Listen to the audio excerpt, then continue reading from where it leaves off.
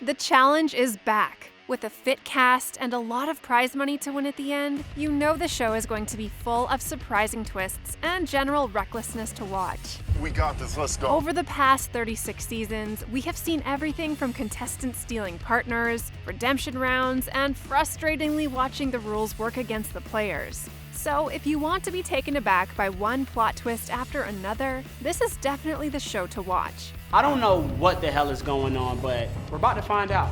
Mismatched Pairings. Season 37 lets us in on a surprising twist that the agency, which are formed by members of the winning team, can select one man and one woman to compete together in the elimination, even if they were not originally partnered up at first. This means that the agency can pair strong competitors with ones who are not likely to win to get rid of any contenders. This seems like it's going to be a fiercely competitive season. Money above all. In the challenge Rivals 3, one of the most jaw-dropping moments of the entire series revolved around one big important twist. That in the finale, not only would pairs compete against other pairs, but each other as well. And the individual with the most points would decide whether or not to split the earnings, or keep the entire $275,000 cash prize for themselves. So when Johnny Banana won, he made the cutthroat decision to keep it all for himself. $275,000, all for yourself. Instead of splitting it with Sarah Rice. He later joked that he sent her an Applebee's gift card. Okay. Till this day, many still look back on this as the most savage moment on the show. Stealing partners. You come in with a partner, you expect to work with them all the way, right? Wrong. In this double agent season, if they win an elimination match, they can steal another person's partner. This makes it easier for them to select strong contenders who can help them get to the end. Hard work, no reward. In Total Madness, there is a brutal twist where only those who won an elimination make it into the finale. This means those who have survived through all those challenges without being close to the cutoff would not be rewarded. The only way they could be in the finale is to be voted in. This is definitely one of the most frustrating twists, especially for the vets who worked so hard to push through hard obstacles. Bigger than ever. Contestants know going into the challenge, they could potentially be walking away with the grand prize money. But in the final reckoning, they were absolutely floored when TJ lied about the amount at first. And where the hell is Final Reckoning going? But revealed they could be walking away with $1 million, the highest prize money up to that point. The winner ended up being Ashley, a solo contestant who the others definitely envy now. Extended Finish Line. The challenge takes place all over the world, far and wide. Usually, when they're down to the final contestants, TJ would just fly them to reach the finish line. But when the Season 21 cast thought that they were going to finish the race in Costa Rica where it began, they were thrown off guard thousands of miles to know that they have to first make a lengthy trip to Argentina. Invasion of the Champions. Season 29 competitors were feeling confident when it looked like one of them, the ones who have not been victorious in the past, would finally go on to win the race. In the past, it had only been a streak of legacy-winning contenders who took it all the way. But out of nowhere, 8 past champions showed up. You gotta beat the champions. And their hope for an underdog getting the spotlight was demolished. Bloodbound. In Battle of the Bloodlines, partners would be forced to switch, leading family members to be separated. Now the competitors not only have to win, but they have to make sure their partners wouldn't lose either, because eventually, they would have to get back together on the show.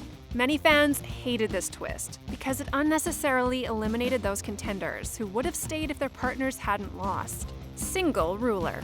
In the past, there had only been partners who won, but when it was introduced that only one person would take home the prize in Season 31, Cara fought for her spot as a queen without a king. Captain's Boil. Being the leader is a good thing, right? It usually means you're doing a good job and are trusted to take your team to victory. But in the Gauntlet, the team captain may not be a position you want to take if you want to win.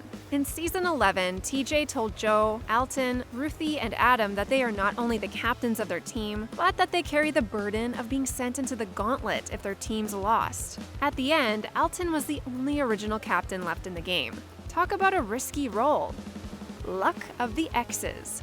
In the 30th season of the show, the 7 losers get a twist where they all get a box with an X on it. They each have to suspensefully lift the boxes to reveal the number of X. If you get 1 X, you're a goner. If you get 2, you get to stay and choose which other loser of the same gender has to go into elimination, which of course is used to cause drama. Redemption Round.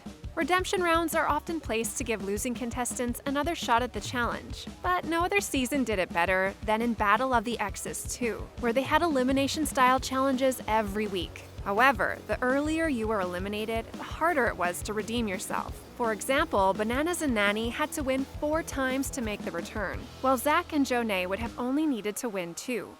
Relic. In War of the Worlds, the winners from each elimination round receive a relic, which will help guarantee their safety in the next elimination. Withholding Luxuries. Most team seasons would have money awarded for daily missions, but in the Gauntlet 3, producers tried something more tactical by withholding luxuries like bigger cabins. The rookies had to spend time in a smaller cabin after losing to Tug of War early on in the season.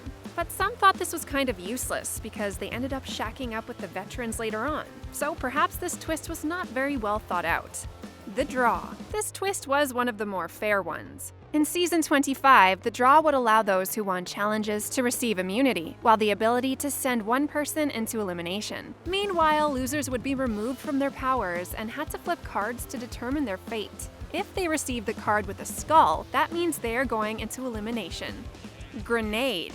In Season 31, following every elimination into the ring, the winner would be allowed to choose one of 3 grenades. The grenade will be selected at the start of the next challenge and have the power to give the competitor a significant advantage while creating chaos for its opponent. These grenades are gonna make new vendettas. Some of its powers include taking money away from other contestants, adding time to challenges, or throwing obstacles at the other opponent. Turncoats. In War of the Worlds 2, teams could switch players. Jordan from Team US was the weaker one, so he got switched to Team UK. In the end, everything worked out as he later ended up winning because of this change. Lucky. Unexpected opponents. When nearing the finish line in the 20th season of the show, both red and blue teams send Johnny, Tyler, Teresa, and Tori to a win-or-go-home battle thinking they would compete against each other, only to discover veterans Tina and CT to challenge them instead.